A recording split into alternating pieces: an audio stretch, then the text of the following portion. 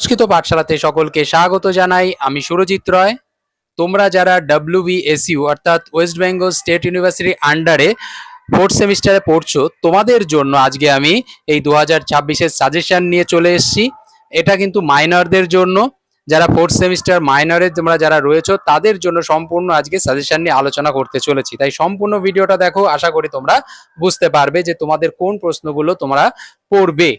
ওকে, যাই হোক, তাহলে চলো শুরু করা যাক। শুরু করার আগে বলে দেই, তোমরা যদি মনে করো ফোর্থ সেমিস্টারের সম্পূর্ণ নোট পেতে চাও সম্পূর্ণ সাজেশন সমেত, তাহলে নিচে দেওয়া নাম্বারে আমার সঙ্গে যোগাযোগ করতে পারো, অথবা আমাদের সংস্কৃত কক্ষা অ্যাপ রয়েছে, সেই সংস্কৃত কক্ষা অ্যাপটা ডাউনলোড করো, সেখানেই তোমরা সম্পূর্ণ নোট পেয়ে যাবে। ওকে, যাই হোক, আজকের সাজেশনটা দেখে নাও। প্রথমে তোমাদের আসবে স্বপ্ন বাসব দত্তম। স্বপ্ন বাসব দত্তম থেকে তোমাদের শর্ট কোশ্চেন আসবে। শর্ট কোশ্চেন তো সাজেশনের মধ্যে দেওয়া যায় না, শর্ট কোশ্চেন বাদে তোমাদের এছাড়া কি আসবে, এটা আসবে হচ্ছে বড় প্রশ্ন। বড় প্রশ্নের মধ্যে থাকছে উদয়নের চরিত্রটা ভালো করে পড়বে, স্বপ্ন দৃশ্যের তাৎপর্য, স্বপ্ন দৃশ্যের তাৎপর্য মানেই কিন্তু পঞ্চমাঙ্কের তাৎপর্য, ঠিক আছে, আর যৌগেন্দ্রায়নের চরিত্র। এই তিনটে। আরেকটা প্রশ্ন হয় বাসব দত্ত এবং পদ্মাবতীর চরিত্রের তুলনা, ঠিক আছে।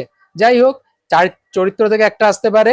আর এই স্বপ্ন দৃশ্যের তাৎপর্য, এখান থেকে কিন্তু খুব ইম্পর্টেন্ট এই প্রশ্নটা। ওকে, স্বপ্ন দৃশ্যের তাৎপর্যটা, তাই জন্য বড় প্রশ্নের মধ্যে এই সেকেন্ড কোশ্চেনটা ভেরি ভেরি ইম্পর্টেন্ট, এটা ভালো করে পড়তে পারো। আর যেগুলো দিয়েছি এইগুলো পড়ো, আশা করি তোমরা একটা ব্রড কোশ্চেন কমন পাবেই পাবে। এরপরে আসছি ব্যাখ্যা। একটা তোমাদের ব্যাখ্যা আসবে। এবার ব্যাখ্যাটা তোমাদের কি কি লিখতে, কোনটা কোনটা পড়বে। প্রথম আসে নৈব ইদানিম তাদৃশ চক্রবাকঃ, এটা খুব ইম্পর্টেন্ট।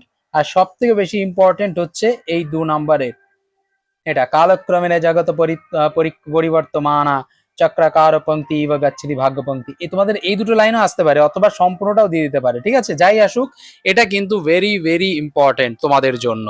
ওকে, এরপর তোমাদের আসতে চলেছে, এছাড়া তোমরা যেগুলো পড়বে সেটা হচ্ছে এই ব্যাখ্যাটা। এটা এক মিনিট, হ্যাঁ, এই ব্যাখ্যাটা পড়বে পদে এসে বহুমানা। আর একটা খুব ইম্পর্টেন্ট হচ্ছে এই দুঃখম ত্যক্তবদ্ধ মূল অনুরাগ। এই চারটে ব্যাখ্যার মধ্যে তোমাদের আমি দিয়েছি, এই চারটের মধ্যে আশা করি তোমরা একটা পাবেই পাবে। ওকে, এই ছিল তোমাদের স্বপ্ন বাসব দত্তমের বড় প্রশ্ন আর ব্যাখ্যার সাজেশন। এরপরে আসছি রঘুবংশম। রঘুবংশম থেকে তোমাদের দুটো ব্যাখ্যা আসবে। এর জন্য তোমাদের ইম্পর্টেন্ট যেগুলো সেটা হচ্ছে এই বাগার্থ বিব সংপৃক্ত, এক নম্বর, মন্দ কবিজাস প্রার্থী, এটা আসতে পারে, এটা খুব ইম্পর্টেন্ট। আর সব থেকে বেশি ইম্পর্টেন্ট হচ্ছে এই জ্ঞানে মৌনং, আশা করি এটা আসবে। এবং প্রথম যেটা আছে বাগার্থ প্রতিপত্তায়, এই দুটো কিন্তু ভেরি ভেরি ইম্পর্টেন্ট, আশা করি এই দুটোর মধ্যে তোমরা পেয়ে যাবে, ঠিক আছে। এই কয়েকটা তোমাদের আমি সাজেশন হিসাবে দিলাম, ব্যাখ্যার চারটে, এই চারটে ভালো করে পড়ো, আশা করি তোমরা পেয়ে যাবে, ঠিক আছে। এই ছিল তোমাদের সম্পূর্ণ সাজেশন। আশা করি এখান থেকে তোমরা অনেক প্রশ্নই কমন পেয়ে যাবে। আর তোমরা যদি সম্পূর্ণ নোট পেতে চাও, তাহলে নিচে দেওয়া নাম্বারে আমার সঙ্গে যোগাযোগ করতে পারো। ওকে, আজ এই পর্যন্তই। তোমাদের আগামী পরীক্ষার জন্য অনেক অনেক শুভেচ্ছা থাকলো।